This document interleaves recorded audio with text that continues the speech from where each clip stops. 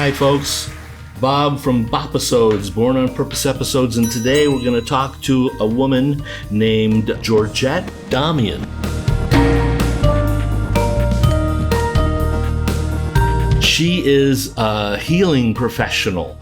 She kind of came from the entertainment industry. She has found her purpose in life in helping others, people that really wanted to improve their personal growth. And if you're going to find your purpose in life, you need to tap into other things than just your physicalness. We have a physical body, and yes, we're part of the physical universe, but that puts us as part of nature. And there's another component that is undeniable that we all have, and we do through meditation or through religious purposes or through the whole metaphysical thing, this whole ethereal sort of rhythm that happens. We try to tap into various ways. Well, she helps to do that. Hey, Georgette, how are you? I can hear you. I was wondering if I was the right day. I was looking at the chat. No, it's the right day. This is BOPisodes. It's something that I started to do. It's BOPisodes stands for Born on Purpose episodes. So what I do is I go find people that have kind of discovered their purpose in life and are successfully chasing it. And I did that because I had such a hard time figuring out what I wanted to do. I figured, well, I'll go find people that did figure it out and figured out what they did. So ladies and gentlemen, Georgette Damian, is that how you pronounce your name? Yes, Damian, actually, because it's actually Lebanese, Syrian. Okay. Damian. Yeah, my father's from Lebanon. Okay. And my mother's, yeah. Okay. She helps individuals that want to kind of get along in life. And I think it's an important thing that we understand. I understand. All of us know in our hearts and our minds that we're more than just pieces of meat, and we're not just brains and tissue. We're part of nature, and there's rhythms in nature, and there's a spiritual aspect to us. And some of us pursue it with religion, some of us do it with meditations. There's a lot of different healing modems that people will use to kind of go down that road. Sounds like you've discovered one, and you use one to help people kind of find their way. And I think if you're going to find your purpose in life, you better kind of tune into that part of it, because it's a big aspect of life. Let's just start with a little bit of an introduction of you and some of your back history, kind of the backstory, and then you can kind of tell us at what point you kind of went, I think I want to do this, or what happened that made you get on this track that you're on, and then we can discuss a little bit further. But let's start with that. Yeah, of course. Well, first of all, thank you for inviting me for these episodes. It sounds super interesting. And to your audience, to everyone listening and watching, and all of your audience, wishing you all the abundance of prosperity going forward, and all of the best, all of the blessings, and everything that you want, everything good in life, you can have it as long as you believe in yourself and you trust something super important, who is spirit. And aside from any religion, it's God, creator, source, whatever higher power you believe in. That's what's guiding me. That's what keeps me moving forward. That's what motivates me. And if I must share with you where this journey started for me, I can actually say it started the moment that I decided to incarnate in this physical vessel as Georgette, when my soul came and needed to integrate some soul lessons that I came here to learn. And when I became aware of these lessons was when I started going through my own road of pain and wounds. And I think that if we are in this human experience, we are all wounded. We have all been through so much pain and through so much suffering in our own way, in our own individual paths. But I think that everyone, regardless of our own individual assignment or mission, if you will, I think that we share a collective mission, which is sharing our love and our light with everyone that we come across, and to be happy. Truly, truly, this is what it all comes down to. This human experience comes down to being happy and just simply being. But what happens is that we've been conditioned in this overall in the Western world to achieve and to have and to become someone else that we are not. And that's my journey. I was always this person, this girl who saw her father walk out on her mother when she was 8, 9 years old. They got divorced. He never looked back. And I have a younger sister, and my mother took care of both of us. And growing up without a father and seeing my mother struggle and making it through life without a support, and seeing her go through all these hardships really made me want to be not dependent on anyone. That made me very type A, very hard worker. I was like a super good student. I always had scholarships because I knew that through academia, through my scholarships, I could help my mom financially, easing the financial burden on her. So I was always like a high achiever, but at the expense of my own well-being sometimes. So I was like I demanded a lot from myself growing up. I was very hard on myself most of the time.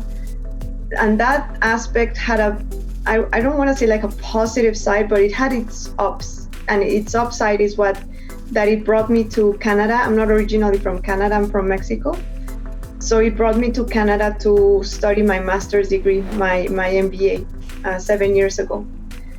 And it brought me to a place where I could have more opportunities.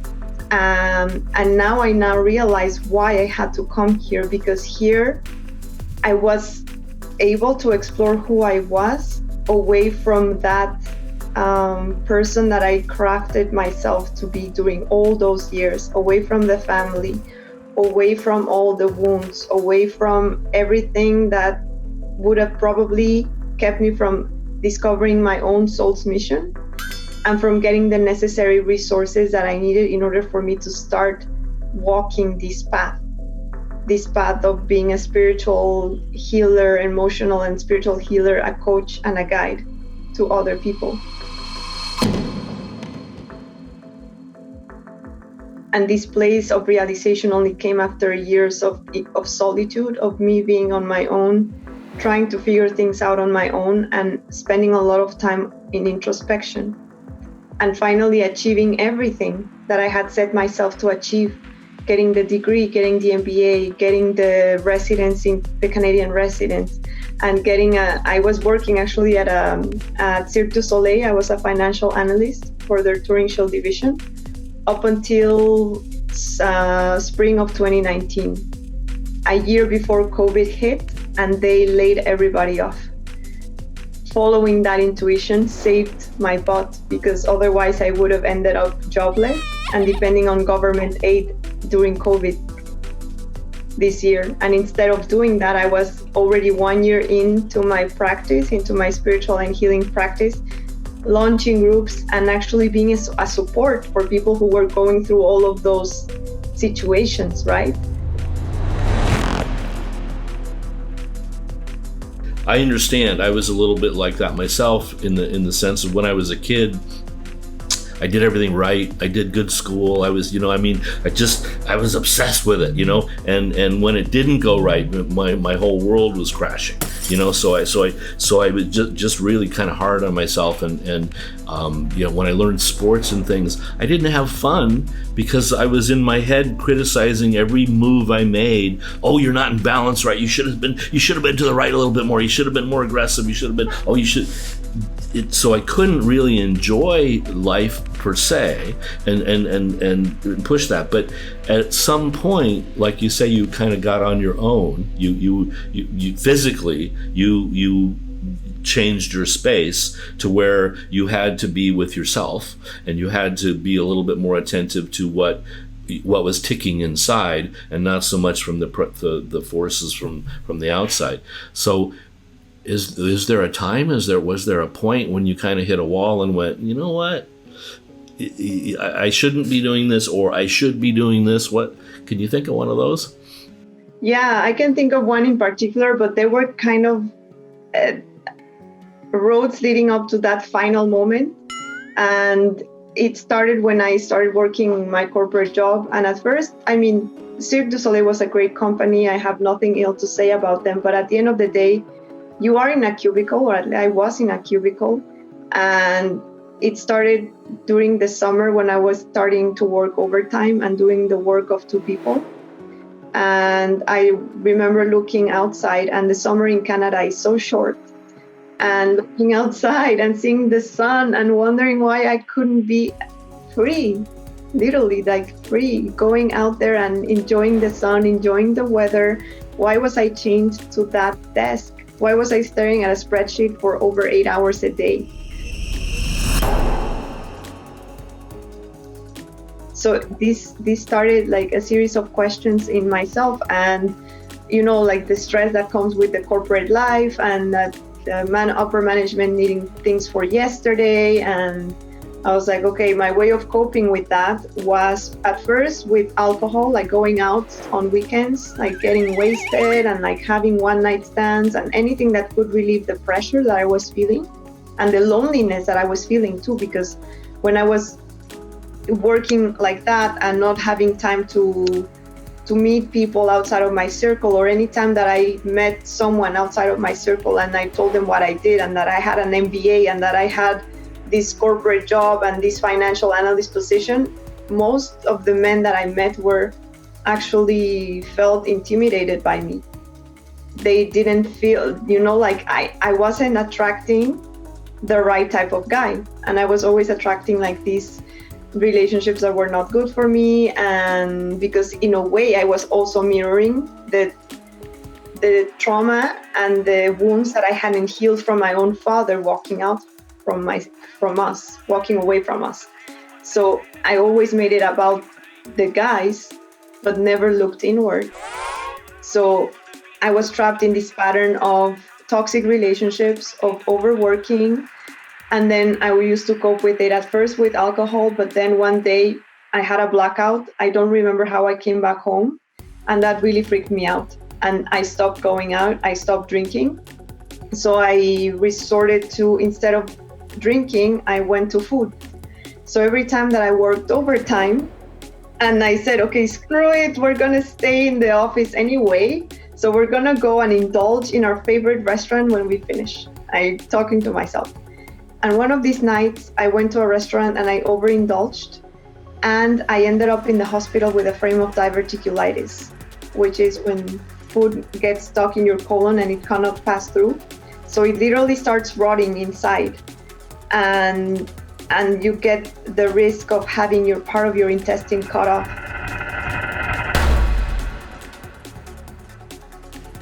And it's very painful. Yeah, very painful. I couldn't even sit straight. I remember doing this was painful. So I remember I was sitting at the ER for 6 hours until the doctor could finally see me, and she said, take these antibiotics. If you don't respond well to the antibiotics, we might have to do surgery on you tomorrow. So that's what ignited a series. And that was actually 2 years ago when I started asking myself, okay, I got really honest with myself and I asked myself, why did you overeat? Well, I overate because I don't like working overtime. Why don't you like working overtime? Because I don't like what I do anymore. Well, what are you gonna do about it? And that what are you gonna do about it is what freaks most people out, because you look back and you realize that you built your life around a character, around a label that people told you were. In my case, I was the straightest student, the financial analyst, the one that achieved everything, the one that had the corporate job, the finance girl, whatever, the MBA, all of these labels. And it came down to a point where I had to make the choice between keeping on feeding that persona who wasn't me in my core, in my soul, or letting all of that go, regardless of the fact that it had cost me pretty much all of my life's work, all of these years of study, all these sacrifices, moving to a new country, moving away from everything I knew, everything I loved, and giving it all up, but in exchange for my soul. Wow. And I chose my soul. It was scary as hell, I'm not gonna lie, like making that leap of giving up the safety and the comfort of a regular paycheck, which now with COVID we see that it's not safe and it's not guaranteed and it's not comfort at all, that at the end of the day you only depend on your gifts, your God bestowed, the gifts that God bestowed upon you, and that you can profit from your gifts if you decide to be brave enough to follow your soul and to follow your voice and to follow your path. And now I'm realizing that. I already knew it within, but it's like a further confirmation. Everything that happened this year was like, yeah, I knew it. So it's wonderful. Wow. Well, there's a lot of folks out there that I think are in a similar place. You know, I mean, I think this could reach a big audience because a lot of us, you know, what a strange year that we're having, and it's putting people under that kind of pressure. But let's make the most of it. You know, I mean, exactly. let's take this hardship, because I think that's part of living. Like you mentioned here, you know, we kind of come with our own sort of journey, and we run into these hardships, and they're here to teach us. Or we create them so that we teach ourselves what we need to learn. And there's a lot of us, you know, kind of sitting back going, did I make the right choices? So you went for it. You took the courage, you mustered up whatever bravery you needed to. And what was that? Tell us a little bit more about that. What was that like, you know, when you kind of jumped off and went, okay, I'm going to go for it?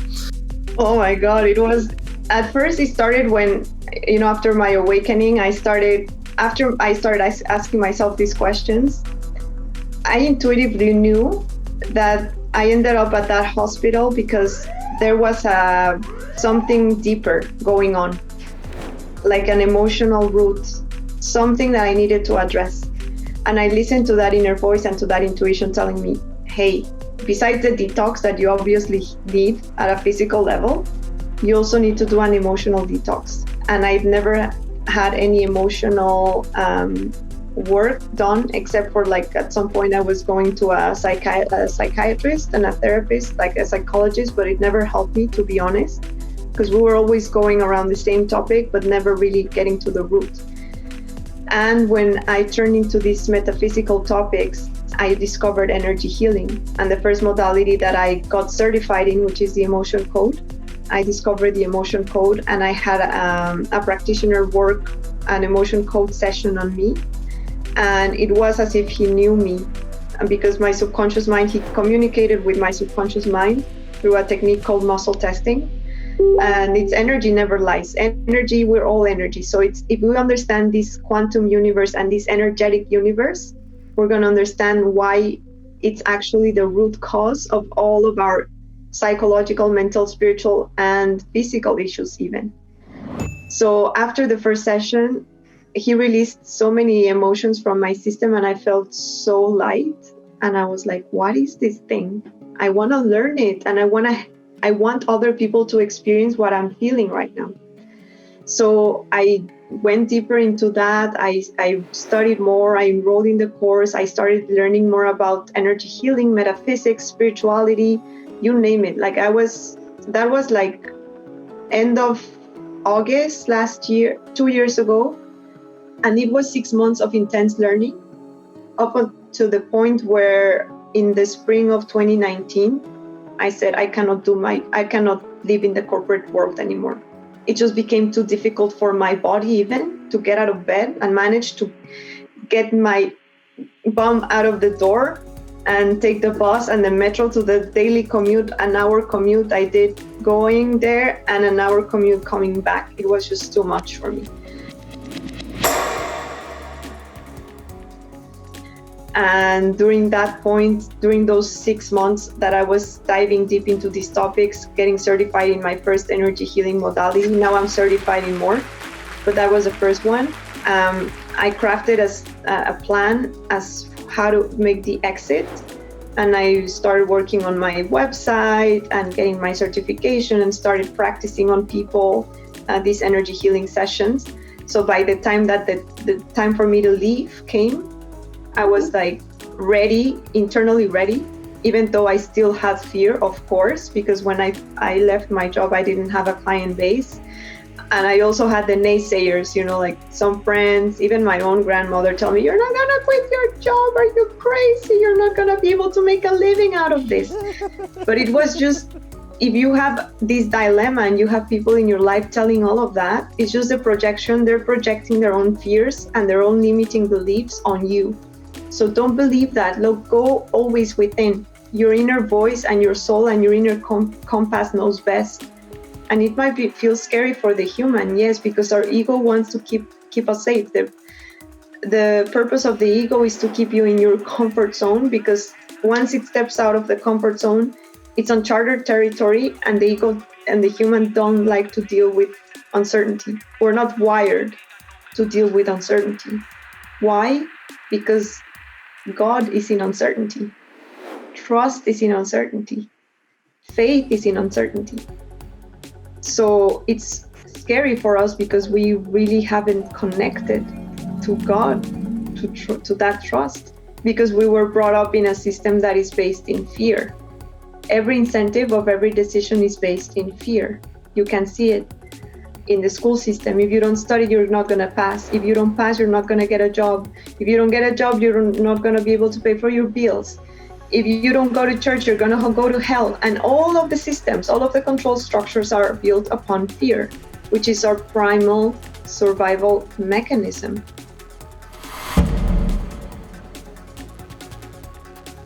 So going into that unknown is surrendering and trusting that you're being taken care of. And that's the scariest thing a human can do.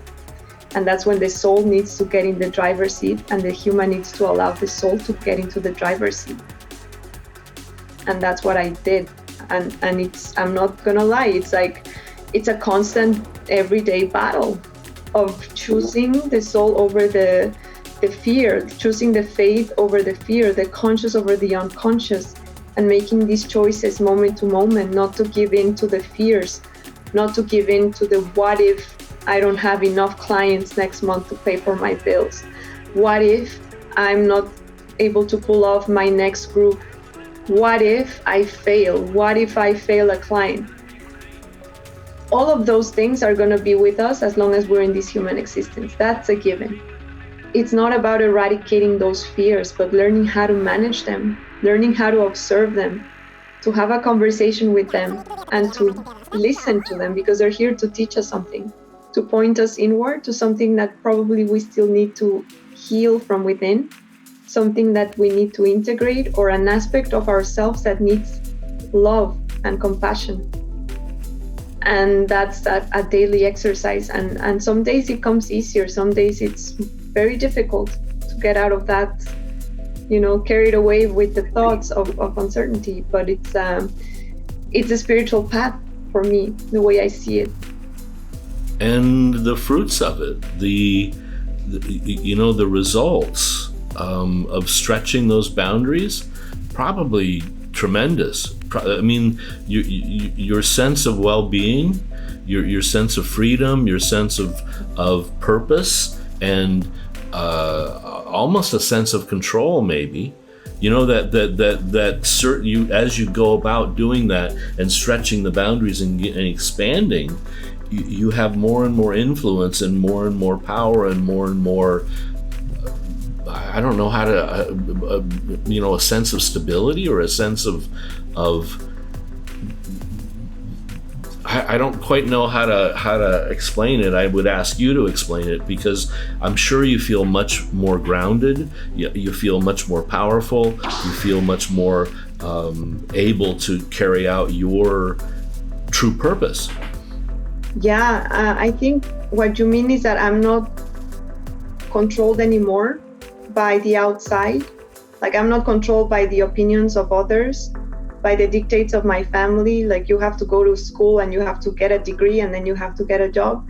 I'm not subdued to a boss that wants me to do stuff.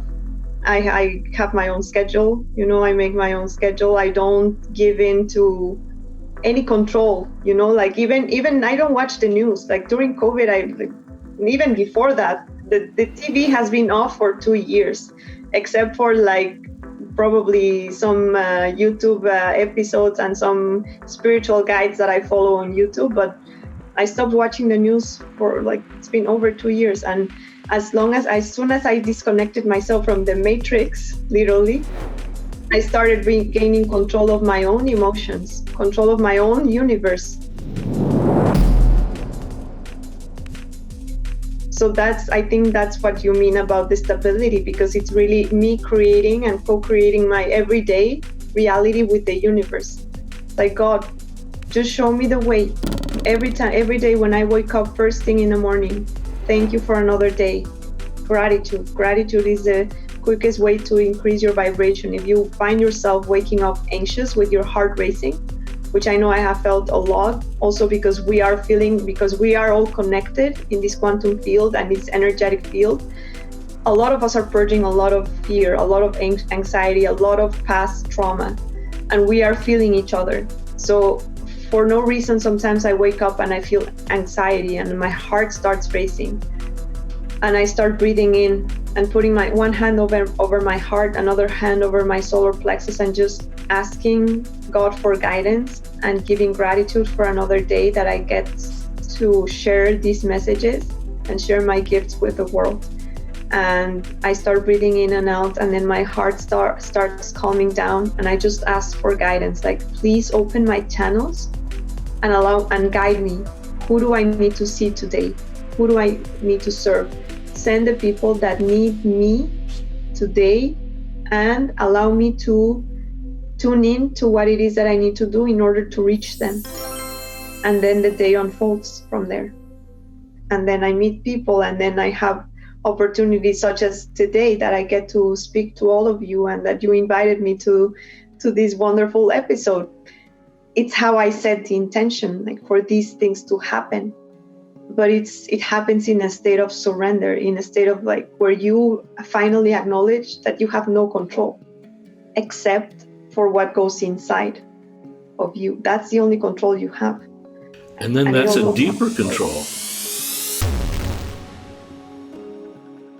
I mean, ultimately, that's a deeper control in your sense of certainty, and sort of knowing it's a dichotomy, because it's sort of realizing your space, your place in life, your place in the universe, and that feels limiting, but it's not. It's putting you in a position to where you actually have access to an infinite amount of energy and this sort of collective consciousness that people would call God, or people would call this stream of energy that taps you into it and makes you, ultimately powerful in your humility, I guess. It's that funny dichotomy that kind of happens. But yeah. And that's one of the things. That's why I actually kind of invited you. Is I've seen you on Facebook a couple of times and seen you do some sessions and stuff with people, or do some talks, and Georgette, it just comes through. You can feel it. I can perceive it. I can sense it. There's an authenticity and there's a sincerity. It just comes through. So well done. I want to kind of congratulate you on taking that journey and doing it. And thanks for coming on the show. And thank you for having me. Thank you, and thank you for that validation, because it shows that the work I'm doing, and it's more about an internal work. It's all about the alignment first, like frequency first. It shows that it's paying off, because some days, I'm not gonna lie, some days I'm like, am I doing it right? Is this what it is about? Well, it comes through. There's an authenticity that at least struck me, and I'm sure other people see it as well. tell us about some of your adventures, some of the things that, I mean, you don't have to reveal people's, their identities or stuff, but some of the, are there some kind of amazing stories where you've been able to help people that you could kind of tell us a little bit about and give people an example of what kind of stuff happens? Yeah, of course. The one that really stands out right now, I just did a session a couple of weeks ago on a client whose brother was murdered a couple of years ago. And since that episode, he's been having a very hard time getting back on his feet and getting his life together. And we did a time frame regression, going back to that time when he found out about his brother's death. And we were able to rescript and reframe the episode. And how the session ended was so beautiful. Like, it actually felt like his brother was there with him. And I just followed up with him, I think it was yesterday, to ask how he was doing, how he was feeling. And he just told me, every time that I think about my brother, I don't think about what happened to him, but I remember that embrace that we had at the end of your session. So, being able to help people move forward with their lives through the power of spirit and through the power of science, because at the end of the day, the methods I work with are methods that are very keen on how the science of the brain works and how the universe works with these mechanics, these God's mechanics and these principles of expansion, of polarity, of direction. And in this case, the principle of polarity, we're able to rescript and reframe an episode that was traumatic and painful in a person's life with an episode that is actually uplifting and positive. And by doing that, we're able to change the polarity of that brain cell, that stem cell that got the recording with a negative, reframe it and change the polarity for a positive. And just by being aware of how we are connected with this human vessel and with our brain, which is like the most beautiful piece of machinery ever created, how it all interrelates with the universe and with all these universal principles. Because as without, so within, as above, so below, we're just a reflection of how the universe has this beautiful orchestration of order and arrangement. And we're just a mere reflection of how it operates and how it works. So once we understand how the universe works, we can apply the same principles within ourselves to bring healing, true healing, which happens with the power of spirit. When we are connected to spirit energy, God, source, the universe, we allow spirit to come through our mind, and our mind actually reconfigures the neural pathways that we need in order for it to sort out the healing that the body needs, and getting rid of all those energetic charges that we don't need anymore. And it's beautiful.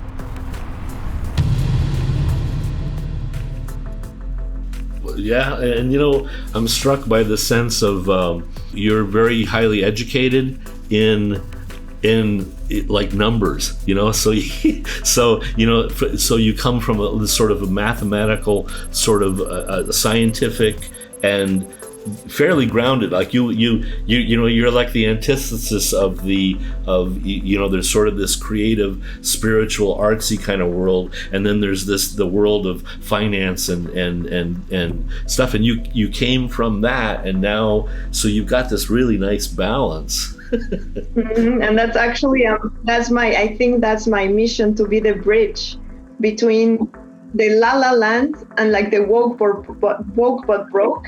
And the people who are completely disconnected from all these truths and from their own soul and from source, and just like taking both of their hands and saying, hey guys, listen, yes, you are a soul, but don't forget that you live in a physical reality for these guys over here. And these guys over here, it's like, hey, it's not all about the money, it's not all about the acquiring all of the riches. You also have a soul that needs tending. And you were put here for a grander purpose than just making money and selling your soul for money. So be aware of that. So it's a beautiful bridge between both. Perfect. Absolutely perfect.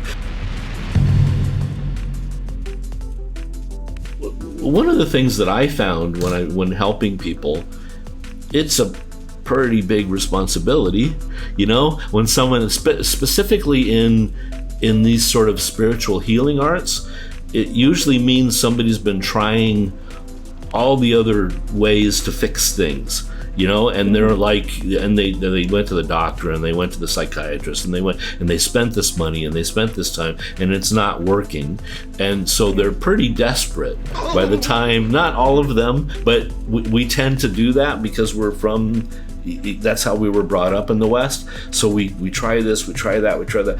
And when it finally comes down to, well, I'll try some sort of a spiritual avenue or some sort of a, some healing modality like that. So when they come to you, they're kind of on their last leg, and it's a big responsibility. You get somebody on the phone and they waited for their appointment and they did, so and then hi, I have this problem and you're my last hope.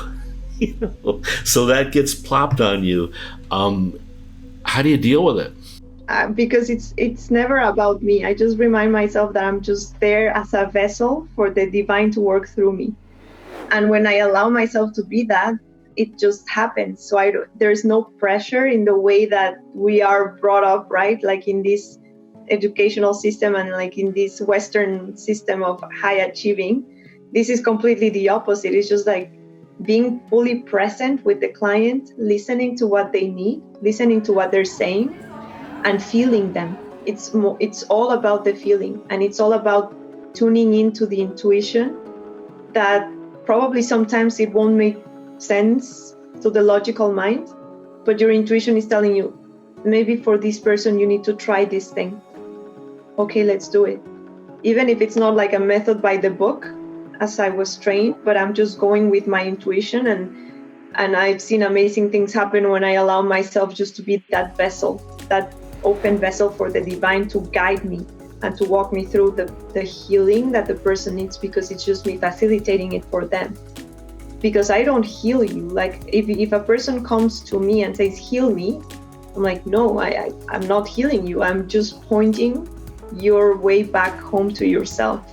And I'm just being like, by doing that, I'm allowing myself to be the vessel and the channel for the divine to show you how. It's not me who does the healing. So that takes off the responsibility off my shoulders in a way. But at the same time, it's not that I'm not accountable, right? But it's like a dichotomy. It's hard to explain because it's surrendering to a higher power. And when you surrender to a higher power, you know that everything is going to be fine, that what the person needs is going to be what they actually needed at that time. And you don't need to control anything, because the control comes from the human. It comes from the ego. And when actually the ego steps in, the healing is not as profound, because it's the human getting in the way. And when you just surrender and just allow yourself to be the channel, I've seen great and miraculous things happen in my practice. In life, you've experienced times when you sort of get in the zone, when you sort of forget yourself. You if you're an artist, if you're a musician, you get into this space where it flows, and there's not a bunch of effort, and there's not a bunch of struggle, and there's not that's it's a little scary, because you have to go over that little threshold of kind of letting go. But once you do it, and once you commit to it, then it is something much bigger than yourself. It's much bigger than the little world that we kind of shove ourselves into and do the little traps. Like I said, I don't remember what I said, but I channeled. But it's like I said, I allow myself to just be the messenger. So don't shoot the messenger. And I think that kind of goes, one of the questions that I had sent for you to kind of think about was, what mistakes people are making. And I guess, maybe this is a good time to jump into that range of, how do you know when you're kind of screwing up? How do you know when you're not listening? What are the telltale signs? And then what do you do? Because that's the other thing. You can see it, like my son. I can see my son gets into I can't do it kind of mode. It's well, this is difficult, and I can't do it, and he starts to go down that wrong path that we all experience of, it's overwhelming, I can't deal with it. how do you recognize that that's happening, and how can one change the momentum and switch it back to that positive side where, yeah, I can't do it now, but I'm gonna do it, or it's gonna work. How do we get there? Yeah, well, the first one for me is when I start feeling depleted, like my energy being depleted. I start running low on energy when I fall into these patterns of overthinking. And that's the first telltale sign when I fall into that rabbit hole of pessimism and like negative thinking. I'm like, okay, I have my spiritual practice set in place. It's like brushing my teeth. So I have a routine in the morning, like as soon as I wake up, I do my gratitude thing, and then I meditate, and then I do like an Ayurvedic ritual for my physical vessel. I have my breakfast, I journal. So I make sure that I set time for myself during those first couple of hours in the morning, just to sort my psyche out and calm my mind so that I don't fall into those patterns as easily. Or if I do, I'm able to bring myself back with meditation, with breathing, grounding. A lot of, now that it's summer here, walking out in nature, going out to nature, taking long walks, and if possible, walking barefoot on the grass, because that practice of grounding and healing, it's really healing. And after taking in some sun and grounding, I'm still feeling a little bit agitated.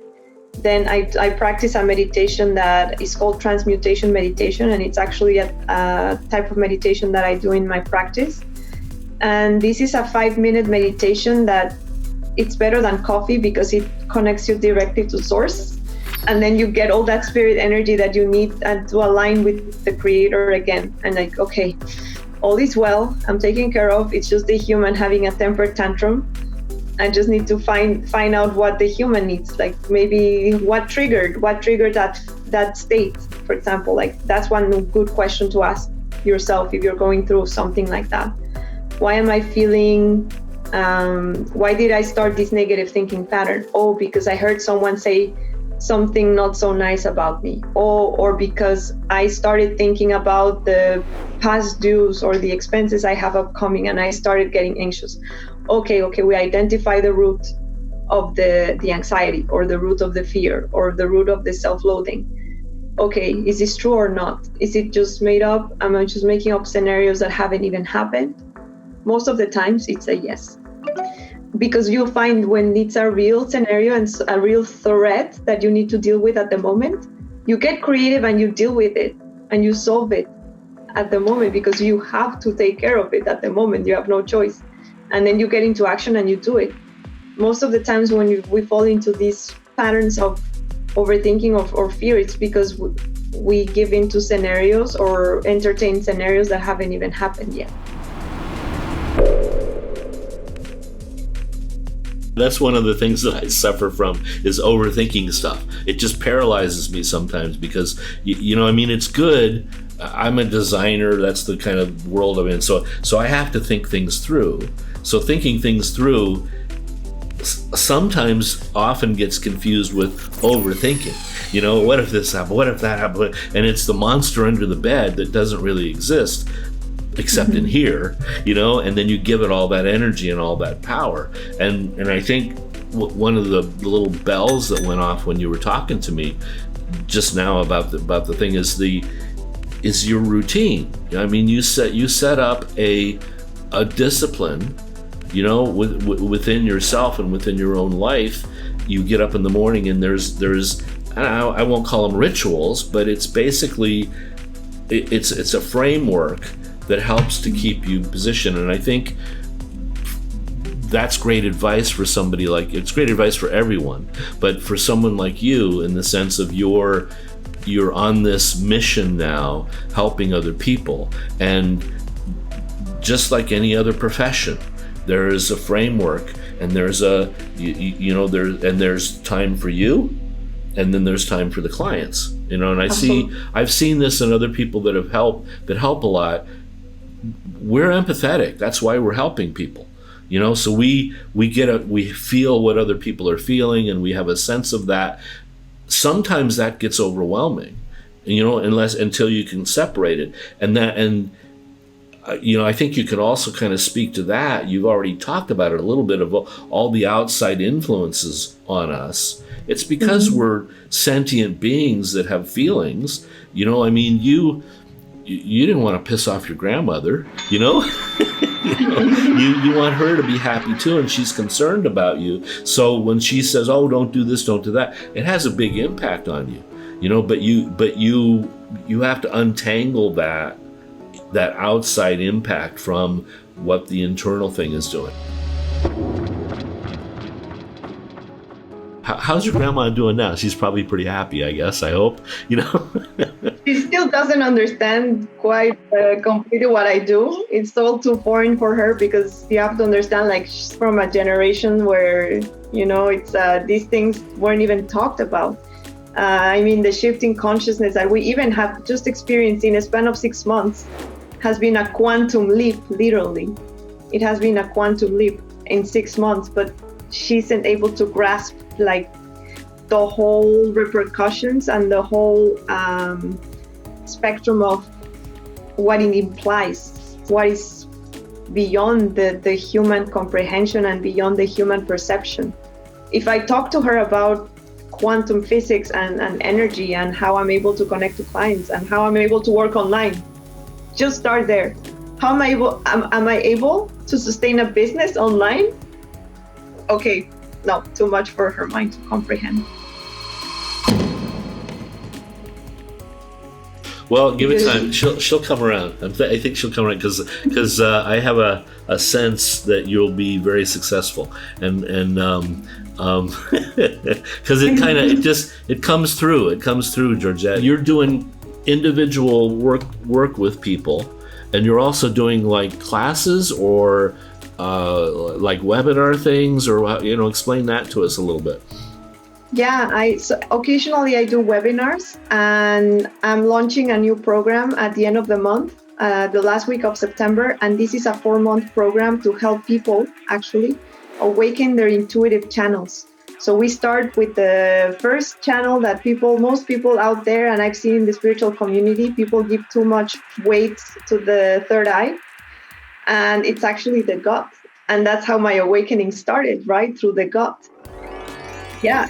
So in this 4-month program, I cover like the 3 intuitive channels that we have, which is the 3 brains, the gut, the heart, and the brain, the pineal gland. We dive deep into clearing the blockages to the intuition through these channels, the blockages that people have to access their intuitive abilities, which is their God-given right. And we all need to harness these abilities, because when we're able to harness them, we shut out all the outside noise, as I was able to do it with the naysayers and like all this chatter and all these things happening, preventing me from pursuing my path and just being self-reliant and trusting my decisions. That's what having an open intuitive channels allow you to do. So this program is destined to help people open up their intuitive channels, to trust their intuition more, trust themselves more, trust their choices more. And this is the first half, the first 2 months. And then the last 2 months is about diving into their individual blueprints that their soul carved before it incarnated on Earth to fulfill a specific path and a specific mission. And the way I do it is through a method called personology, which is a combination of astrology, numerology, and psychology, which is more holistic and comprehensive than just, for example, astrology alone or personology alone, because these disciplines take only a specific part of the person's code, if you will. But we're taking all these pieces and putting it into a whole to help the person identify what their karmic lesson is, their karmic path, their karmic numbers, their core lessons, and their superpowers that they came here to harness. And the main, the patterns that they can identify when they're falling into a lesson, into a soul lesson, before they even have to repeat that cycle of pain and suffering, they already are aware of what's coming and they are able to avoid that. Or if they ever find themselves falling into a cycle like that, like a karmic cycle, if you will, or some soul lesson type of contract, they're able to bring themselves out of it because they know what's going on. So the purpose of this program is to help people have the tools to empower themselves, to never depend on the system again, to be fully self-reliant. You know, I mean, it sounds like you found these road signs. You know, they're not the total end of it, but there's this section here, and it helps to maybe verify or to, you know, because ultimately, if you get out of the way, you're able to see that. And it's wonderful to have this sort of these other ways to verify it, these other ways to sort of say, oh yes, that I have this feeling of this. This also says that. This also says, it reaffirms that. Yeah, it's a validation. You brought a really good point. So like the second component of this program is a validation. And that's what we're looking for as human beings. We're looking for validation. So this program validates everything that you've been through in your life, like all your experiences, your life experiences that you've had, the skills, the gifts, the talents that you have. It's like a validation. And on top of that, at the end, I give people a 4-hour webinar free, like for graduates of the program, to learn how to open their prosperity channels and to keep them open so that they don't fall back into the scarcity mindset, so that they have full trust in their universe and in their ability to provide for themselves, and the reassurance that they will always be provided for. Because that's the hacks that I use, and the hacks that have helped me establish a successful practice. So, but I want people to have all these tools, because there's no use if I keep them to myself. What I want to see is humanity free. And I need to empower as many leaders, as many way showers, light workers, and healers, as many people as I can. So that's why I'm offering this as well. It's the only way to freedom.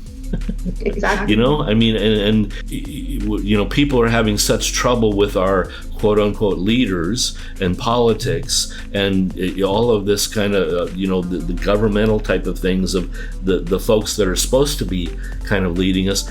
They don't have a clue, you know, and they're failing and having difficult times, and we can see it. And you know, I'm concerned about. I'm an American. I was born in Arizona. I don't live there now, but I see what I can of what's going on. It's scary, and people are trying to find some way to turn, someone to lead them, and it's not going to happen that way. The right way for it to happen is to turn inside and to exercise these abilities that we have and strengthen them. So, like, this program sounds perfect. It sounds, you know, yeah. in that sense of you need some stability, you need some strength, this is what you need to do. Don't look to these outside influences and these leaders that have other agendas going on. And I don't even know what it is. It just freaks me out that everybody's following this and following that. It ain't working. Exactly. Yeah. That's why I was like, yeah, this is the time to finally listen to the leader and the only teacher and the only guru that you need to listen. This one, you are your own guide. So I'm just a way shower to point yourself back inwards. Wonderful, wonderful.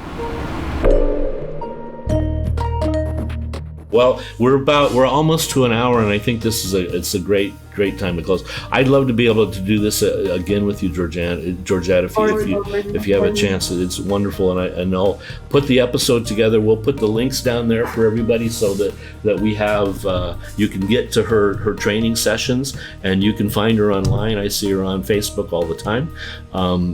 Incredibly helpful. Thanks for being here, Georgette. We appreciate it. It's a powerful thing that I think that you're doing, and I don't know. I'm just thanks for taking the time with us too, and doing that. So for having me here. Thank you for the space. Well, God bless you. Okay. Namaste. Thank you so much. Have a beautiful day over there, and wherever you are in the world where you're tuning in. Okay. Thanks, Georgette. We'll see you soon. Yes. Take care. Okay. Bye. Bye-bye.